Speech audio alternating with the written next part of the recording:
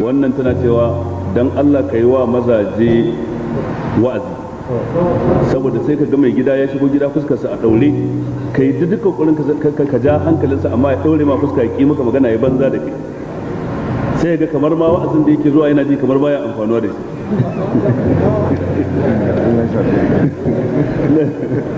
Wato wannan ya nuna kana zuwa wajen wa'azi kenan.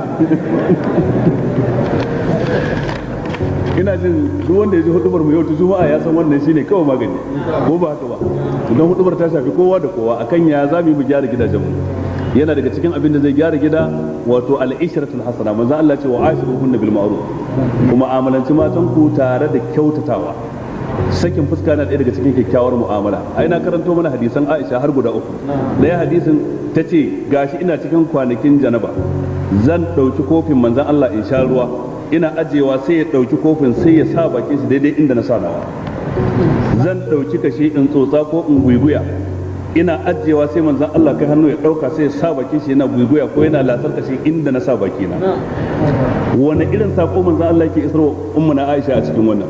So kauna ta karshe, kaunar da ni da ke kamar mun zama daya, har bana kyankyamin bakin ki, bana kyankyamin yawun ki, so nake in dora bakina a daidai kofin da kika sha ruwa. Wane ne kewa matarsa haka? Ka dan jarraba yau idan an je shan ruwa da magariba ka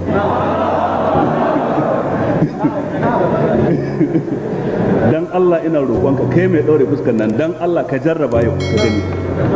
Ludayin da ta dauka ta shakunu sai ya karba ka ce ai yau bana son wani ludayi sabo. Haba ba dai bane ba, kuma sai mun rabu gida biyu. Yaushe muka zama biyu?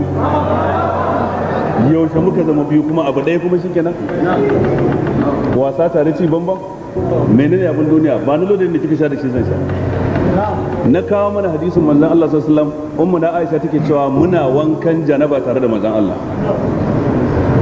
da bokiti ɗaya ko roba ɗaya a gaban mu, hannayenmu suna saɓani wajen shiga, ko in riga shi sawa ko ya riga ni. Wani lokacin yana gaggawar ɗibowa, ina ce masa da Ali kyale ni in ɗauka, kyale ni in ɗauka, in ji mu na Aisha.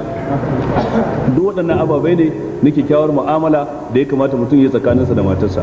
Manzo Allah ya yi tsere da ummu na Aisha, manzo Allah sallallahu alaihi wasallam ya ɗauke musu kewa, ya taya su waɗansu ayyuka na gida ƙanana, ba wai dan ba mai yaron gida ba. Wata rana kawai sai ka ce yau ni da ke za mu yi girki, in ga dai wai me kike ne, kuke ta wani barazanar girki ai ni ma na iya. Duk wani abu ne da ɗauke kewa, kai ma sai ka samu hutu a zuciyarka. Amma kawai ka fito waje waɗansu gardawa su bata maka rai, ka je gida mana ka ji karamar murya matarka ta halal ɗinka, amma ka tsaya titi gindin mai biredi da shayi, gindin mai balangu har sha biyun dare. Allah shirye ka.